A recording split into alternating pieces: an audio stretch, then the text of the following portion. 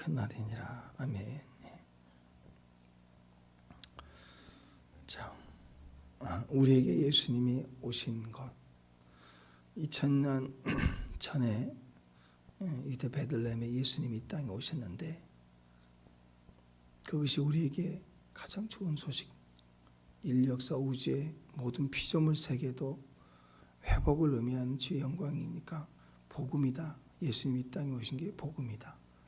가만히 생각해 보면 나라도 틀리고 2000년 전에 까마득하게 알지도 못했던 시대에 유대인의 어린아이가 하나 태어난 게 그게 우리에게 무슨 대수냐, 그렇게 생각할 수 있어요.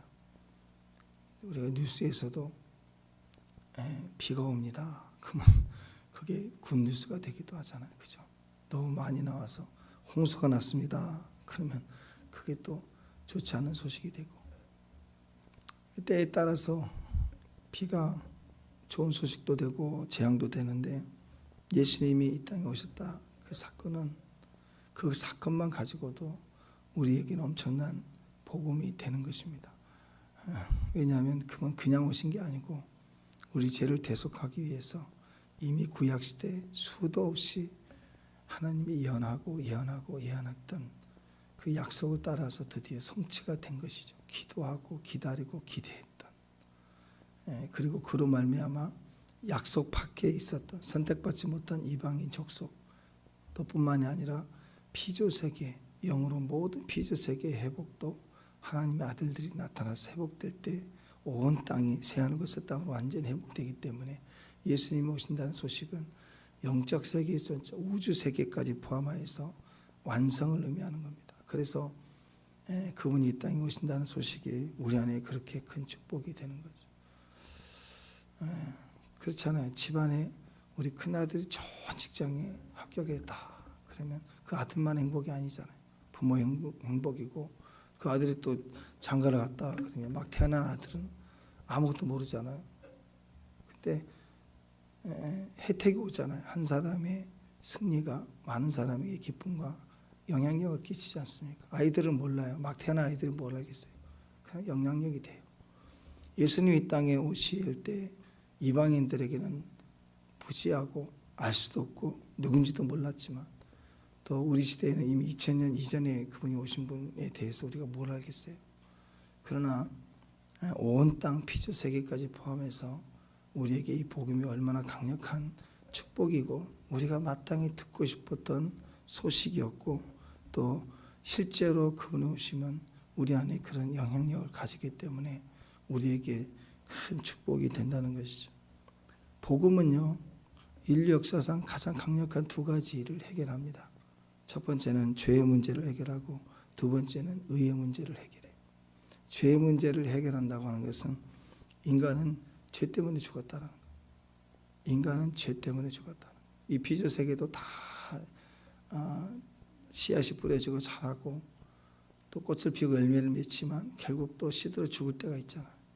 모든 자연물의 죽음이, 사망이 시작되는 것은 인간이 죄 때문이다. 죄로 말미암아. 그래서 이 죄 문제를 해결하지 않는 이상 죽음 문제가 해결이 안 되는 거예요. 그래서 우리가 지금 의학적으로, 과학적으로 오래 살려고 노력을 하지만 다 한계가 있습니다. 그래서 이 죄 문제를 해결할 수 있는, 인간은 죄 때문에 죽었어요. 근데 그 죄 문제를 해결할 사람이 없어요. 어떤 왕도 어떤 능력도 죄 문제를 해결할 수 없어요. 또 하나는 의의 문제입니다. 의인은 하나도 없다라는 거예요. 죄로 죽었는데 의인은 하나도 없기 때문에, 의로운 자가 없기 때문에 다 죽을 수밖에 없는 거예요. 죄 때문에. 태어나도 죄 때문에 죽거든. 그래서 이 세상에 그 어떤 왕도 그 어떤 지혜도 이 두 가지를 해결할 수가 없는데, 복음은 예수님 안에서 우리 죄의 문제를 해결해 주고 예수님의 그 피로 말미암아 우리의 의의 문제를 해결해 줬어요. 이 두 가지를 다 해결하신 분이 예수님이에요. 그래서 우리에게 참된 자유가 있고 우리 영생이 약속된 것입니다. 십자가의 복음을 믿고 나와 상관없어 보이는 십자가에 달리신 그분을 믿는 거예요. 믿는 거예요. 그분이 구원을 주신다는 거. 이해가 되지 않아도 믿는 거예요. 이해가 돼서 동의하는 것은 믿음이 아니에요. 사실이죠. 이거 제 손에 이게 텀블러 있는 거 믿으십니까? 이건 믿는 게 아니에요. 그냥 사실이지.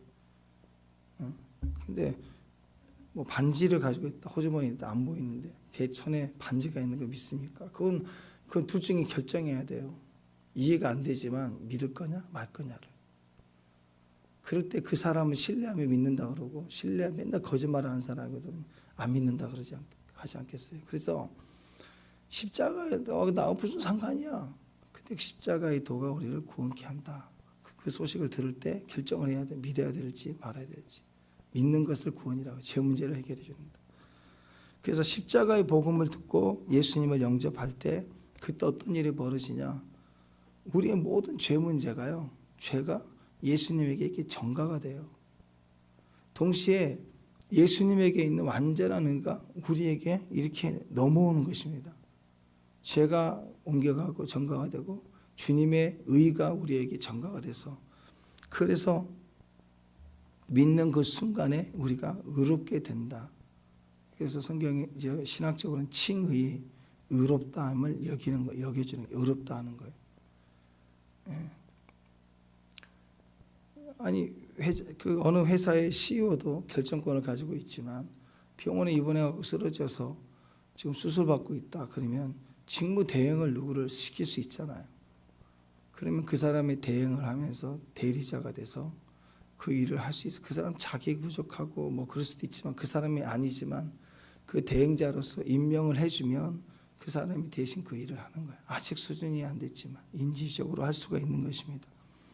마찬가지에 우리가 수준이 되어서 의롭다 구원을 받을 만한 수준이 되어서 의롭게 된 것이 아닙니다. 의롭다함을 여기는 거예요. 여겨주는 거예요. 윗 권위에 있어 믿으면 우리를 의롭다 하고 여겨주는 거예요. 왜냐하면 영적 세계에서는 우리의 죄 때문에 의롭지 못하는데 그 죄를 책임져 주셔서 하나님 가져가 버리시고 우리에게는 주님의 의를 주셔서 우리를 의롭다 여겨주는 거예요. 칭의, 선포해 주는 거예요. 이는 무죄, 쾅쾅쾅 하면 법정에서 무죄 그러면 무죄인 거죠. 그래서 믿는 그 순간에 우리가 의롭게 됩니다. 의롭게 됩니다. 수준이 되어서 의롭게 된다고 생각해 보세요. 그러면 훈련해야죠. 노력해야죠. 충성해야죠. 실력이 쌓여가야 돼요. 이런 행위를 이러한 행위들이 우리에게는 계속 필요하다는 것이죠. 그런데 칭의라고 하는 것은 의롭다 여김을 받는 것은요, 믿으면 된다는 거예요. 믿으면. 그래서 10분 뒤에 교통사고를 당해서 지금 죽어가요. 보니까 10분 뒤에 죽을 것 같아. 이미 장기가 파열돼서 병원에 가도 못 살 것 같아. 근데 의식이 막 있는 사람에게 만약에 전도를 한다고 하면서 수준이 되어야 구원을 받는 게 맞다면 당신은 앞으로 착한 일을 많이 해야 구원을 받고 천국 갑니다. 그렇게 전도를 한다면 그건 전도가 아니라 막 죽어가는 사람 앞에 저주를 하는 거잖아요. 저주.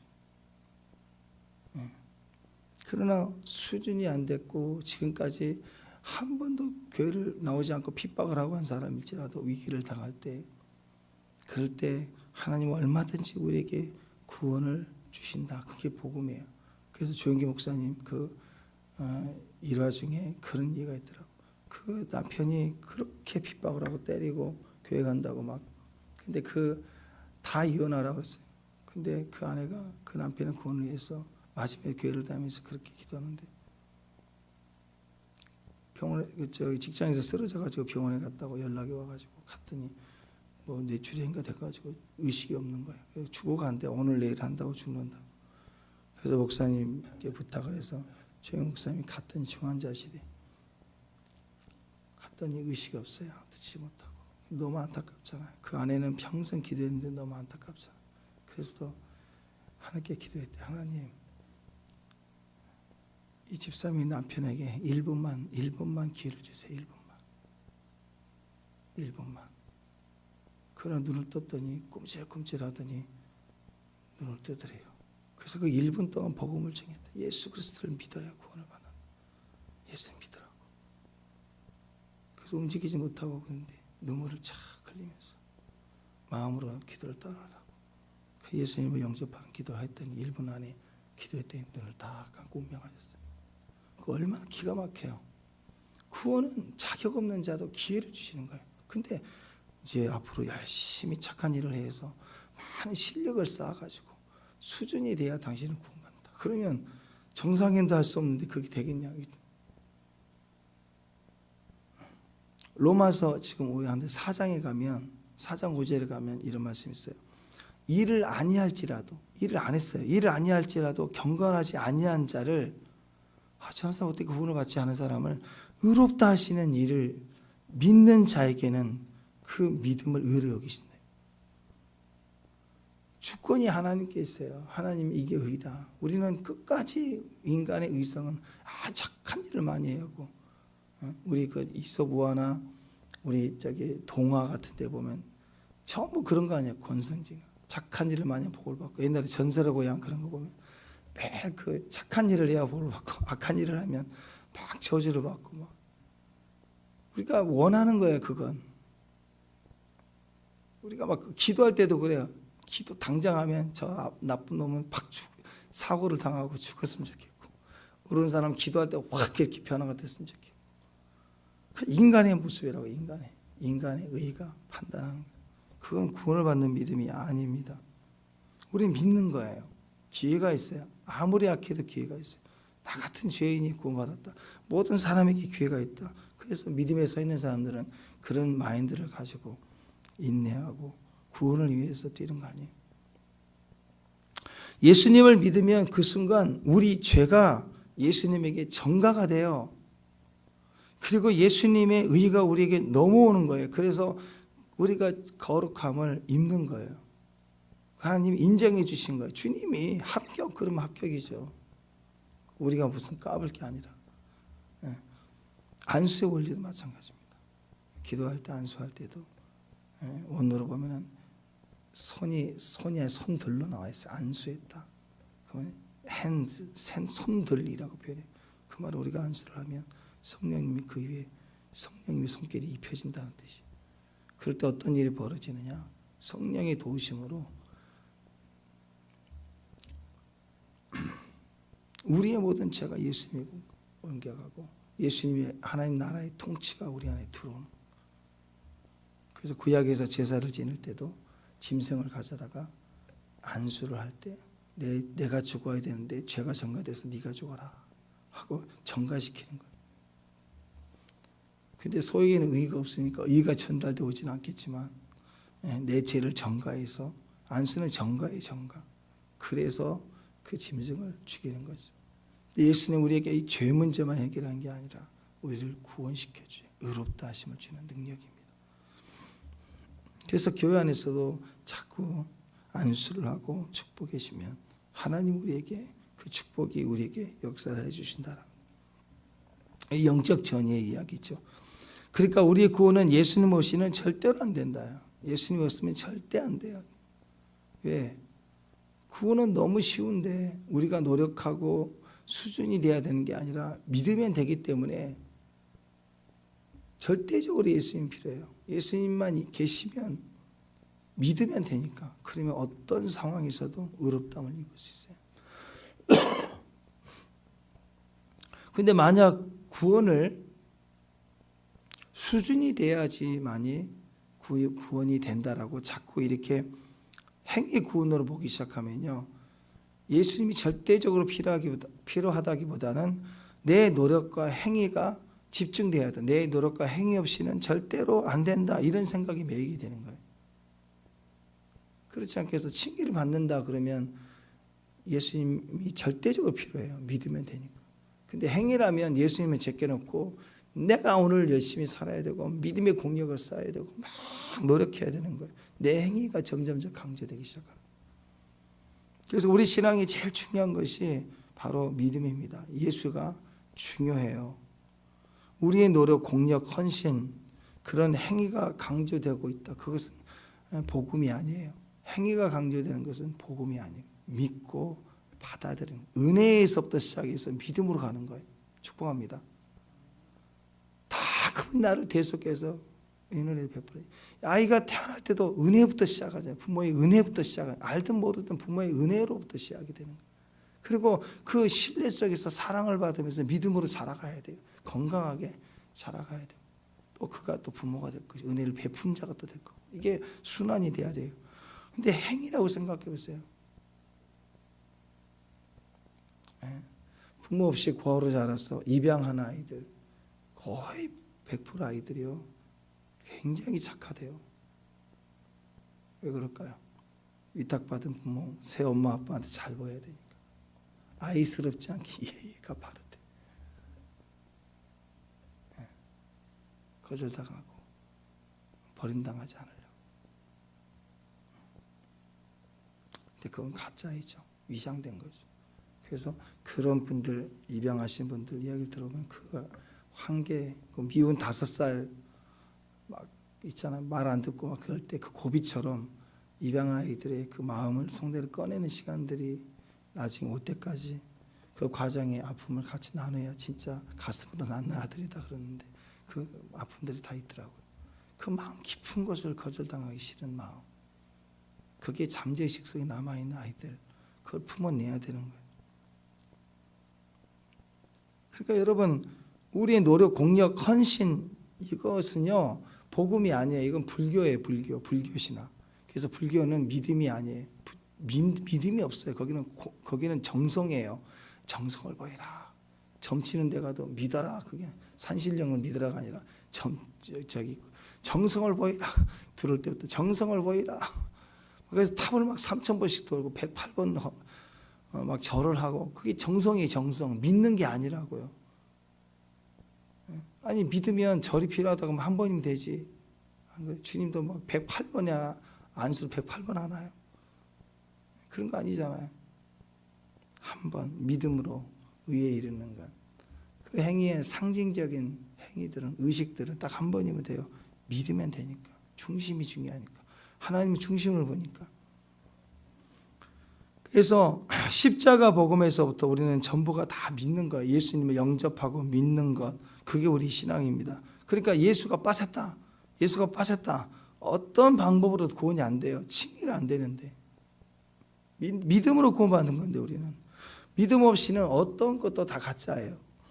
그래서 여러분 요즘에 이제 영성훈련 막 한다고 할 때 영성훈련도 그래서 믿음 훈련이에요. 믿음 훈련이 영성훈련이라고요. 믿음은 큰 믿음이 있고 작은 믿음이 있고 그래서 근육을 사용해서 운동을 하면 커지는 거죠. 믿음도 우리가 믿는 믿음의 삶 가운데서 끊임없이 주님 앞에 훈련돼 믿음이 강하고 큰 믿음이 되는 거 이게 훈련이라고요.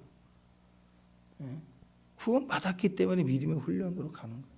그런데 이것도 보면은 UAG 같은 거 이상한 불교나 무슨 뭐 이렇게 명상 같은 데서 하는 거 동양에 있는 무슨 기공체조 같은 것을 막 섞어가지고 기독교 영성한다고 막 하는 거 그걸 막 가르치는 걸 가끔씩 봐요. 너무 그걸 보면 분별이 없어요. 자, 이것을 우리가 어떻게 분별하느냐 보십시오. 주 안에서 성령의 역사는 물론 다양해요. 어떤 부분에 대해서는 너무 다양하기 때문에 성령은 7영이다. 그래서 완전수 7 속에서 7가지가 아니라 많은 다양성이 성령 은사는 다양해요. 성경에 기록되지 않는 많은 은사들도 나타나요. 그렇지만 그 모양을 보고는 판단할 수가 없어요. 그래서 때로는 성경에 있는 거냐 없는 거냐 또 이렇게 혹은 뭐 이해될 만한 것이냐 이해되지 않는 것이냐 이걸 따져가지고 그것을 가지고 이게 옳은 거다 그런 거다 분별하기는 참 어려워요. 그래서 무지한 분들은 무슨 역사가 일어나면 성령의 다양성을 제한해서 이게 성경에 나와 있냐 아니냐 막 이렇게 따져요. 그리고 좀 불편하면 아니다 그래요. 근데 성경을 자세히 보세요. 성령의 역사가 너무 다양해서 성경이 기록되지 않는 코로나도 이기게 하시고 전쟁도 이기고 또 에이즈도 이기고 성경이 없지만 얼마든지 하나님은 치료하신 분이시잖아요.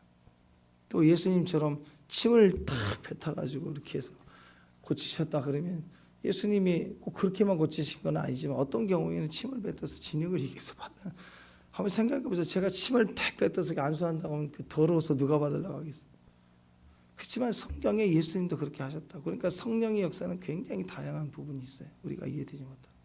요즘엔 조금 이해하지만 저희 어렸을 때만 해도 기도할 때 우는 것은 은혜인데 어떤 사람이 웃었다 그러면 그건 미친 거 아니냐고 막 다 이상해. 성령 안에서 웃을 수도 있고 울 수도 있고 춤을 출 수도 있고 다양한 거예요. 그러니까 그 모양이 나하고 맞지 않는다고 그 이상하게 생각하면 그것은 바른 기준이 아닙니다. 정확한 분별의 기준은 뭐냐면 그래서 그 영성 훈련할 때 그 훈련의 포인트가 믿음이라는 절대적 가치를 가지고 하는 것이냐 아니면 믿음을 빼버리고 예수를 빼버리고 그냥 훈련 자체에 많은 치중을 하고 있느냐를 보면 그냥 분별이 되는 거예요. 예수님이 배제되어 있고 믿음이 배제되어 있고 열심히 막 그것도 훈련을 하는 거예요. 태권도 훈련하듯이 막 열심히 하고 새벽에 나오고. 한번 생각해 보세요. 우리 삶에 예수님을 믿는 걸 빼버리고 새벽 막 새벽에 열심히 나와야 돼요. 출근 체크하듯이 막. 목사님이 새벽마다 출석부를 막 불러오니까 새벽마다 열심히 체크를 해야 돼. 예수님 빠져가는 거예요. 막 열심히 달려와서 막 하고. 예전에 김성호 목사님 그 명성교회 새벽 기도가 통해서 그 교회가 부흥했다고 할 때 그 교회가 그 대형 교회가 되기 전에 새벽 예배 그렇게 강조했잖아요. 근데 그분이 새벽 기도 그 할 때 대표 기도를 그냥 아무나 이렇게 부르는 거예요. 아무개 집사님 근데 안 나타났어. 그러면 장로 되나 봐라. 그러면 그 다음부터는 다 모이네. 어떻게든 자리 찾아려 목사님께 체크를 받아야 되니까 어떻게 해서라도 해야 된다고.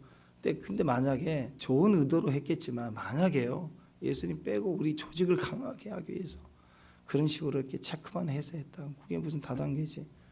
그게 복음이겠냐고. 우리가 영성훈련을 그럴 때가 있어요. 고행하는 것처럼 막 열심히 철회하고 기도하는데 작정을 주고 막 헌신하게 하고 하는 게 인위적으로 계속 가고 자꾸 믿어지는 게 아니야. 할수록 뭔가 매이고 묶이기만 하지 내 영이 더 믿음이 좋아지고 더 믿음이 좋아지는 게 아니다. 그건 잘못된 거죠. 한번 생각해 보세요. 헬스클럽에 등록을 했는데 그리고 비싼 돈을 줘서 PT를 받는데 그 와서 트레이너가 다 해주는 거예요. 해주고 하는데 아니 막 몸에 골병이 들고 몸은 축이 나고 피곤하고 잠도 못 자고 막 몸이 아프고 막 여기에 무슨 물이 찼다 그러고 그러면 몸은 하나도 안 좋아지고 살은 계속 안 빠지고 그러면 잘못된 거잖아요. 방법이. 우리가 운동해서 몸이 힘들 만큼 살도 빠지고 건강해지고 근육도 생기고 모양이 점점 이렇게 좋아지고 그렇게 가는 것처럼 어떤 영성도 우리를 매이게 하고 훈련하고 집중하게 하고 막 하는데 내 안에 주님을 믿는 믿음이 강해지고 있지 않다면 그건 잘못된 거예요. 왜냐하면 처음부터 애초에 믿음의 포커스가 되지 않는 훈련이면 그렇게 되는 거예요. 훈련 자체만. 또 하나님 음성 듣는 거. 세미한 하나님의 음성 듣기, 성령의 내적 감동, 성경 말씀을 이렇게 인용하게 하고 성경 말씀을 이렇게 떠오르게 하고 생각나게 하고 그러면서 성경 말씀에 나온 영성과 흐름을 같이 하기 때문에 하나님 음성 듣기를 하고 하나님 음성을 들으면 들을수록 자연스럽게 흐름이 하나님 음성을 듣기 훈련을 하면 100%입니다. 성경을 더 열심히 보게 돼 있고 재밌어요. 성경 보는 게. 성경 읽으면서도 다른 구절이 떠오르고 성경 말씀과 동행하는 것이 내 안에서 자꾸 세워지기 때문에 하나님 음성 듣기를 하면 자꾸 성경을 보게 돼 있다고.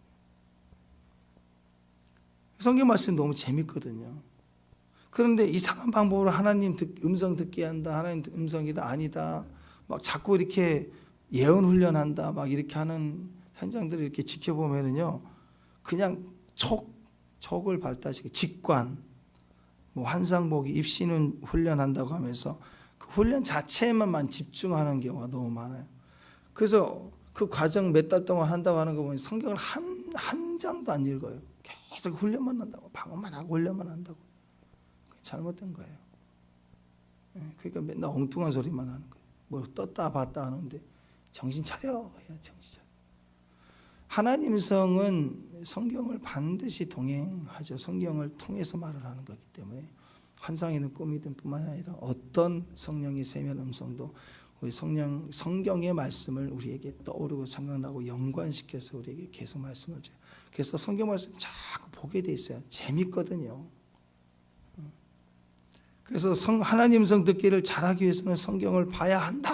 그게 아니라 성경을 봐야 된다. 그게 아니라 하나님 성 듣기 시작하면 자동적으로 성경을 봐요. 꿈 하나를 꾸더라도 이게 성령이 주신 꿈이다 그러면 그 의미를 막 찾아보게 돼 있잖아요. 성경을. 성경적 해석으로 같이 가기 때문에 그래요. 항상 복음을 듣고 받고 복음을 전하고 전부가 다 믿음이에요. 믿음과 같이 가야 돼요. 오늘 로마서에서는 그래서 처음부터 이 믿음이라는 것을 기초를 단단히 하고 시작하고 있는 거예요.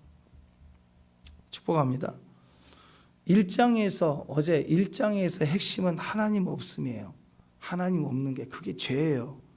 하나님을 우리 중심에 두는 거 싫어해요. 그게 죄라고요. 하나님이 내 중심에 없어요. 하나님을 우리 가운데 두기를 싫어해요. 그럴 때 이 죄가 들어오니까 죄의 증세들이 21가지가 계속 나왔어요.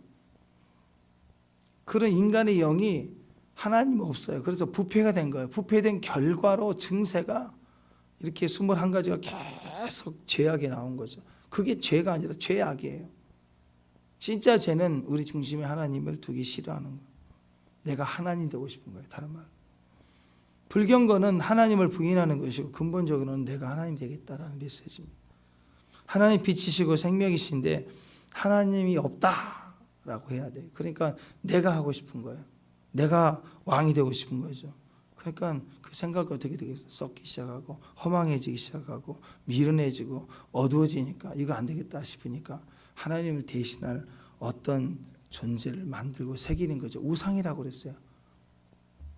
그래서 모든 회복의 시작은 어딘가 십자가로 나아가서 우리 중심을 하나님으로 계시게 하는 거예요. 1장에서 나와 있는 21가지의 그 모습을 가진 죄인의 모습들은 마지막 절 32절인가 보면은 옳지 않은 일을 한다 그랬어요. 옳지 않은 일. 그러니까 그런 일을 하는 사람들은 옳지 않는데 그런 일을 하는 사람은 옳지 않는데 그런 일을 한 사람들을 그 사람들이 또 옳다라고 얘기를 해요. 이게 세상이 그래. 죄악과 죄가 21가지 죄로 나와 있지만 이게 엉켜있는 세상은요. 공통점이 있어요. 하나님이 그 마음이 없어요. 마음이 없는 사람들이니까 자기도 그 일을 하지 않고 옳지 않은 일을 하고 그러니까 그 사람이 옳지 않은 일을 할 때 옳다 하고 말해주는 거예요. 그거 잘못됐다고 말하지 않아요. 그래서 이번에 그 차별법이라든지 이런 동성애에 관해서 그냥 인권이고 괜히 부담스럽지 않으니까 말을 안 하는 거예요. 그게 아니라 옳지 않은 것을 옳지 않다라고 얘기를 해야 되는 거예요. 그래서 자기도 하나님 없이 사니까 저 사람도 하나님 없이 사니까 막 옳지 않은 일을 해도 그냥 넘어가는 거죠. 그렇지 않구나 하고 그냥 이렇게 넘어간다는 거예요. 그러니까 하나님은 이런 사람들을 어떻게 하는가? 이런 죄인들 사람들 하나님은 내버려 두세요. 내버려 두었다. 왜? 아주 망하게 돼 있으니까. 이런 사람들은 아주 망해야 꺾여서 돌아와요. 그래서 하나님이 내버려 두셨다는 것은 하나님이 일부러 막 하나님을 심판의 의미로 둔다면 바로 심판하죠. 심판한 게 아니라 자기 옳은 대로 우기면 우긴 대로 자기가 죄를 지으면 지은 대로 그리고 그 사람이 옆에 다른 사람이 죄를 짓는 대로 이 사람이 옳다 해주면 그 환경을 그냥 이렇게 내버려 두는 거예요. 왜? 그래야 망하고 꺾이니까. 악인들은요 하나님이 쳐서 꺾으려고 하면요 또 쳤다고 거기다가 막 자기가 잘못했다는 걸 생각 안 해요. 누가 나를 쳤다 하나님 나를 쳤다 그러면 거기에 또 뒤집어지는 거예요. 왜? 그런 악한 사람 있잖아요. 일부러 막 시비 걸고 막 험한 욕을 하고 너무너무 입에 담을 수 없는 어려움을 주다가 너무너무 못 참으니까 한번 밀쳤어. 그러면 그때 그 나를 밀쳤다 해갖고 싸우면 전혀 다른 파트너로 또 가는 거예요. 밀쳤다 그래가지고 막 뒹굴고 난리를 치는 거예요. 그것처럼 악인들은 그래요. 그래서 내버려 두는 거예요. 우리가 신앙이 성숙하지 못할 때 악인들이 저렇게 막 소리를 지르고 악을 행하고 악인들끼리 옳지 않는 것을 옳다고 서로 인정해주고 그럴 때 의인이 마음이 상한다고요. 하나님 왜 나를 버리시고 악인들을 저렇게 드세게 하시냐고 막 그럴 때가 있어요. 우리 잘 몰라서 그래요. 하나님 내버려 두고 계신 거예요.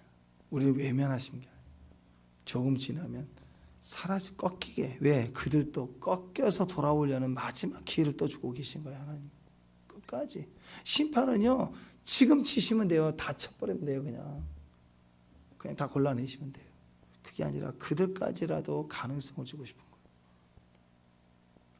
근데 오늘 2장에 나와 있는 죄인들, 1장에 나와 있는 죄인들은 옳은 일을 하지 않고 옳은 일을 하지 않은 사람들 옳다라고 막 여기고 그런 부류들의 중심에 하나님이 없는 사람들. 근데 오늘 2장에 나온 죄인들을 특징, 오늘 나와 있는 2장도 1절 한번 보세요. 1절 시작.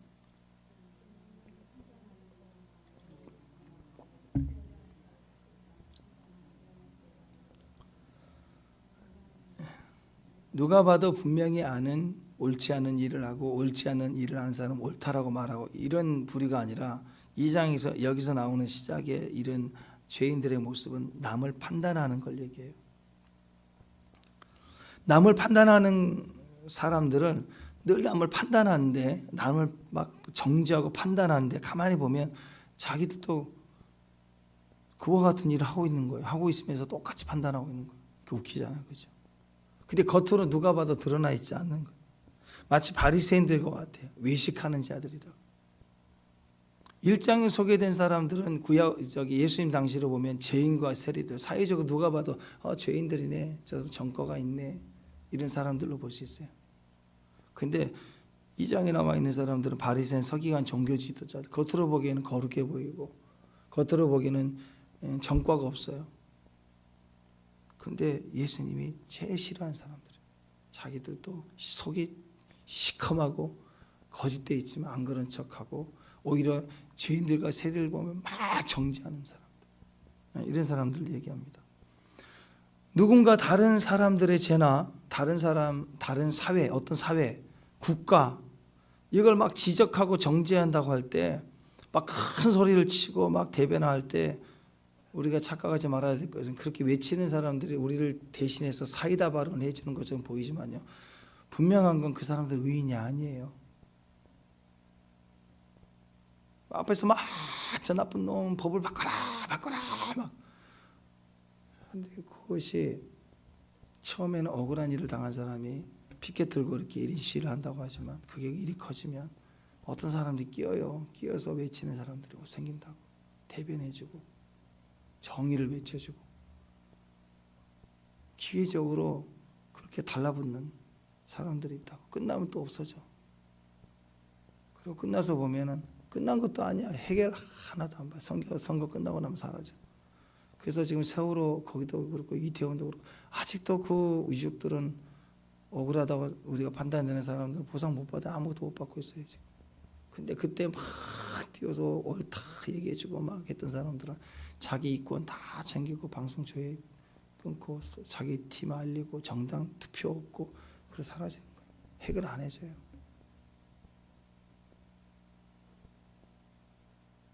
그러니까 똑같은 거예요. 국가, 사회, 사람들을 죄를 막 지적한다고 해서 지적한 사람은 의인처럼 보이지만 절대 의인이 아니에요. 그들 역시 판단하는 그들 역시 죄인이라는 거. 그래서 그런 사람들의 힘을 얻어서 정치나 어떤 단체의 장이 딱 되고 나면요, 그 다음부터 그들도 똑같이 해요. 왜? 수준이 돼서 된 게 아니니까. 똑같이 악한 일을 한다고.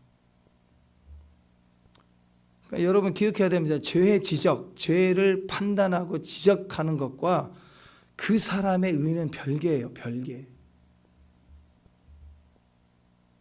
남을 쉽게 판단하고 비판하는 사람, 남을 쉽게 판단하고 비판하는 사람, 자기가 남보다 나은 게 아니거든요. 진짜라기보다는 가면을 쓰고 하는 것일 확률이 굉장히 높아요. 요즘은 모르지. 예전에 그 정형외과 같은 데 가면 교통사고 막 일어나는, 많이 그 외곽에 있는 정형외과 병원은 주로 교통사고 난 사람들 막 와서 이렇게 많이 입원하고, 그런 병원에는요 딱 입원하면 막 사람들 와요. 요즘은 보험에서 오고 막 이렇게 하지만 소위 말해서 해결사들이 있어요. 해결사들이. 민간 해결사들 와서 이거 이렇게 해줄 때가 얼마 줄 거냐고 막 내 편에 서서 막 다 얘기해주고 자기한테 맡겨주면 이렇게 해주겠다고. 이런 해결사들 되게 많았어요.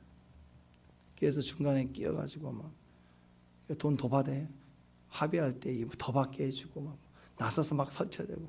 그 우리를 위해서 해준 것처럼 느껴져. 우리는 법을 모르니까 막 해주는데 자기 이익 때문이죠. 의로운 게 아니라고. 여러분, 그래서 이 장에서의 죄는 더 깊이 우리 안에 예수님이 싫어하는 자의 모습입니다. 판단하고 정죄하지만 그게 의가 아니다. 우리 속에 그게 다 있다라는 거예요. 우리 안에 많은 생각들은 이런 생각을 갖고 있어요. 우리가 악하고 못된 죄를 지었기 때문에 심판을 당한다. 자, 사람은 어떤 죄를 너무 지었기 때문에 심판을 당한다라고 이렇게 생각할 때가 있습니다. 아니에요. 그렇게 생각하면 안 돼요. 그것은 불교에서 윤회가 얘기하는 나쁜 짓을 하니까 심판받아가지고 개로 태어나고 착하게 살면 또 사람으로 태어나고 윤회 그렇게 얘기하는 거예요. 우리는 그걸 좋아해요. 그러고 싶어요. 악인에게는 기회를 정말 안 주고 싶어요. 그냥 확 죽어버려야 돼요. 진짜 악인은 기회를 주고 싶지 않은 거예요. 용서해주고 싶지 않은 거예요. 용서해야 된다는 걸 알면서도 용서하고 싶지 않는 마음이 있다니까, 인간에는. 그래서 단편적으로 잘라서 보면 악인의 심판이 있지만 그 악인의 심판을 그것만 잘라서 보면 악하고 못된 짓을 했기 때문에 심판받는다라고 딱 정의하는 것처럼 보이지만 사실 하나님의 전체 사랑으로 보면 그렇지 않아요. 왜냐하면 무슨 죄를 지어서 심판받는 게 아니라 이미 우리 자체가 심판을 충분히 받을 만한 죄로 태어났다니까요. 태어날 때부터 죄예요. 죄로 태어났어요. 우리가 지옥 가야 될 심판의 죄로 심판받을 만한 죄로 다 태어났는데 우리가 그렇게 싫어하는 악인은 우리보다 거기에 플러스 조금 더 죄를 지은 것뿐이에요. 지옥 가야 될 점수가 마이너스 100점이면 태어날 때부터 마이너스 100점으로 다 태어났는데 나는 마이너스 100점 점점점점 1이라면 그 사람은 마이너스 100점 점점점 2라니까요. 인간의 그 악함은 거기서 거기에요. 막 태어난 아이의 악과 진짜 사람을 살인마로 죽인 사람의 악이 우리 보기에는 되게 크지만 거기서 거기라고요.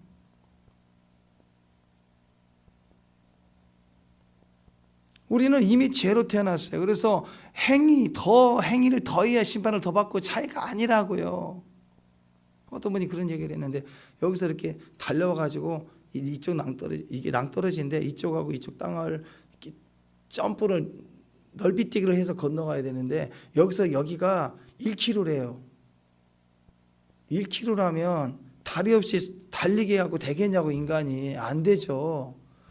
그런데 우리는 다 뭐 2m, 배가 나와가지고 이제 2m에 떨어져서 죽어 다 가지도 못하고. 예전에 이제 칼리수나 뭐 이런 사람들 와가지고 한 7m를 뛰어서 우리보다 2배, 3배를 뛰어. 와 대단하다고 얘기하지만 아니 1km에 7m 뛰어서 무슨 구원이 있어요? 다 죽는 거지. 인간은 다 죽게 돼 있어요. 다. 우리 의로는 구원을 받을 수가 없다고요. 우리는 죄로 태어났어요. 우리 행위를 더 하지 않고 하고 그 차이와 상관없이 다 심판이에요. 심판은 하나님의 내버려 두심이거든요. 심판은 우리에게 있어서 심판은 뭐 지옥 가는 그건 최후 백보자 심판이 끝이고 이 땅에서의 우리의 심판은 내버려 두심이라니까요. 그래서 지금 여러분이 조금 잘못하고 있고 나쁜 짓 하는데 하나님이 나를 치지 않는다. 그 내버려 둔 거 버린 자식과 같이 내버려 두고 있는 심판받고 있는 거라고요. 어떤 사람은요 큐티 하루만 안 해도 벌써 반응이 딱 와요. 환경에 조여온다고요. 안 했더니 11조 안 해도 괜찮다. 버려둔 거라니까. 하나님 나를 조여온다고요. 나를 망하게 하려고 하는 게 아니라 나를 간섭하신다고요. 말 한마디 어떤 분들은 혀가 막 부르텄대. 누구를 좀 힘들게 하는 사람 원망했더니 그게 나쁜 게 아니고 그게 나를 직접적으로 간섭하고 계신 분이라니까. 그게 한 번 거짓말했는데 그냥 들통나게 해버리죠. 한 번 도망가는데 걸리게 하고, 그 아이가 복된 거예요. 그런 아이가 다 걸리게 하는 거, 하나님 눈에. 그러니까 우리가 심판받았기 때문에 죄악에 빠질 수밖에 없는 거예요. 이게 포인트예요. 하나님 우리를 내버려 두셨기 때문에 우리가 죄의 처참한 21가지의 이런 죄악에 빠질 수밖에 없어요. 태어날 때부터 죄예요. 심판을 받았어요. 그래서 우리는 죄악에 빠질 수밖에 없는 거예요. 죄악에 빠질 수 없기 때문에 우리는 더 이상 하나님 없는 것, 하나님이 없는 부재함의 비참함을 알아야 돼요. 버림당함을 알아야 돼요. 하나님 없다는 게 얼마나 두렵고 무섭고 행복하지 않는지를 철저히 알아야, 맛보고 알아야, 거기서 꺾여야 절대적으로 하나님 앞에 출발이 되는 거예요. 그래야 세상이 더 이상 의미를 두지 않고 임재만은 목말라 하는 일이 벌어진다는 거예요. 나는 완전하다라고 생각하는 사람, 깨끗하게 보이는 죄인이에요. 지옥 간다고요. 영화에 보면 뭐 그런 사람 많이 나오잖아요. 깨끗해 보이는 악질.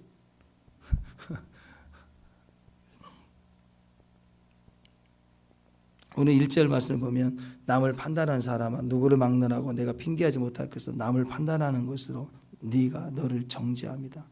판단하는 너가 같은 일을 행합니다. 나는 옳다라고 하면서 맨날 남을 판단하는 사람. 왜 남을 판단하고 심판하기를 좋아할까? 내가 하나님처럼 되고 싶으니까. 내가 하나님이라고 생각하니까. 이거 안 꺾이니까 하나님도 안 들어오고 주변이 다 힘든 거예요. 성경에 나와 있는 모든 죄 가운데 가장 큰 죄가 뭔지 아세요? 가장 큰 죄가 뭘까요? 하나님 자리에 자기가 앉아 있는 거예요. 그 마지막 적그리스도도 자기를 드러낸다고 그래요. 성전에 자기를 드러내 하나님이라 한다. 멸망에 가증한 것이 성전에 선다고 그러죠. 똑같아요. 똑같아요. 내가 심판자가 되려고 하고, 그러니까 관계가 다 깨지죠. 여러분, 심판자는 오직 하나님인데 내가 심판자에 앉으려고 하니까 하나님 관계가 깨져요. 내가 누군가의 판단을 권리를 가진 자로 앉으려고 할 때부터는 관계는 반드시 깨집니다. 조선시대에서도요, 다른 모든 죄들보다 대역죄, 그러면 3족을멸했어요. 예, 때에 따라서는 죽을 죄도 왕이 사면해줘요. 그런데 대역죄는요, 일단 대역죄가 아닌데 엮기만 하면 대역죄만 걸리면 이건 무조건 빼도 박도 못하는 거예요. 다 죽이는. 그만큼 무서운 거예요. 선을 넘는 것. 하나님과의 관계도 그래서 그 선을 넘으면 깨집니다. 그게 선악과였어요. 사람의 관계도 마찬가지 아닙니까? 인간관계가 별로 좋지 못한 사람들의 특징은 결국 심판자로 돼서 좋은 일, 나쁜 일, 이건 옳다, 나쁘다를 늘 말해요. 한번 생각해 보세요. 맨날 입에서 정죄하고 비판하고 심판한 일만 계속 말하면 그 주변에 누가 있겠어요? 아무도 없지.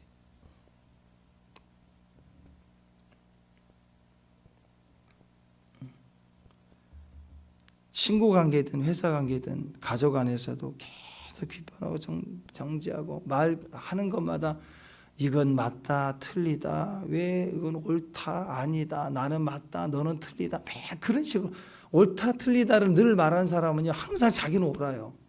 자기는 항상 옳은데 너는 왜 그러냐는 식으로 계속 얘기해. 엄마가 아들한테 계속 그렇게 얘기하면 애들한테 노이로에 걸리죠. 남편한테 얘기할 때 아내는 맨날 옳은데 당신 왜 그렇게 하냐고, 왜 그렇게 하냐고, 왜 그렇게 하냐고. 아우 힘들죠. 뭐. 뚝뚝 떨어지는 우리죠. 뭐. 똑같아요. 회사에서도 사장이 직원들한테 나는 옳은데 니들은 왜 그러냐면서 계속 나 때는 그러면 커피를 싫어하게 돼요. 사람들이 다 싫어해. 도망가 버려요. 관계가 다 파괴해져 버려요. 1장에서 소개되는 죄, 세리와 죄인들처럼 드러나 있는 그런 본질입니다. 이는 본질, 하나님의 우리 중심이 없기 때문에 일어나는 죄의 품목들에 다 우리가 그런 죄들을 가지고 있겠죠. 근데 그보다 더 무서운 것은 오늘 2장에 얘기하고 있는 바리새인 서기가 종교 지도자들과 같이 남을 판단하는 거예요. 내가 옳다, 너는 틀리다라는 선악과의 사람들, 비판하고 충고하고. 경험상 그래요. 누군가 특히 자기 자식일 때 더 옳은 걸 얘기해 주고 싶어. 그래서 막 충고해 주고 싶은 거예요. 근데 여러분 충고해 갖고 절대로 안 바뀌어요. 지적해서는 절대 안 바뀌어요. 인내해야 돼요. 기다려 줘야 돼요. 그러면 그가 언젠가는 자기 발전을 이룰 때 물어봐요. 나는 왜 이럴까? 왜 이런 부분이 있을까? 하고 질문을 할 때 그때 대답해 주면 돼요. 충고가 아니라. 근데 준비가 안 돼 있을 때 충고하고 판단하고 지적해 주면요. 하나도 교육이 되지 않습니다. 다 떠나가 버려요. 막 고쳐주려고 하는 거. 남을 막 고쳐주려고 하는 거. 나는 꼭 짚고 넘어가야 된대. 나는 옳은 건 반드시 말해줘야 된다. 주변에 그런 사람 하나 있으면 다 힘들어. 다 힘들어. 네. 오늘 로마서는요. 나부터 구원을 받아야 돼. 1장은 내 중심에 하나님 계시게 하라. 네. 하나님을 두기 싫어하는 마음을 씻어내야 돼. 2장 시작. 나부터 구원받아라. 나부터 판단하지 말라. 난 판단할 게 아니라 나부터 구원을 받아야 된다. 나부터 믿어라. 하나님이 절대적으로 믿어라. 우리는 남을 판단하고 정죄할 때 행위를 보고 상황을 보고 내가 판단해서 말하는 거잖아요. 행위를 보지 말고 믿음으로 구원을 받은 것처럼 우리는 믿어줘야 돼요. 나부터 믿는 자가 되라. 이런 기준을 가지고 오늘 죄의 문제를 해결하고 의의 문제를 해결하신 분, 그 문제를 해결해 주신 주님을 믿는 믿음 안에서 우리 죄도 해결받고 의의 문제, 우리 의롭다 하심으로 나갈 수 있는 의를 주신 하나님, 언제든지 우리 구원은 칭의예요. 그래서 우리도 남을 사랑함으로 의롭다 해줘야 돼요. 믿어줘야 돼요. 실수 있죠. 실수한다고 지옥 가나요? 애가 걸음마 보이다가 넘어져서 쓰러졌다가 이제 걸음마 배우면서 넘어지는 아니다. 이 약한 죄이나 그러나요? 실수죠, 실수. 연습이 필요한 거죠. 그러나 그 본질은 사랑이잖아요. 그 사랑을 가지고 기대해 주는 거예요. 기대해 주고 바라봐주고. 그러니까 나부터 믿는 자가 되자 하고 2장 오늘 이 부분도 믿음으로 승리하고 가시기를 주의 이름으로 축원합니다. 기도하겠습니다. 하나님 감사합니다. 우리 안에 죄의 문제, 의의 문제를 해결하신 예수님을 믿고 십자가 복음으로 오늘 우리가 나부터 믿음 안에 서겠습니다. 나부터 주의 구원을 이루겠습니다. 믿음의 귀한 종들 되게 하옵소서.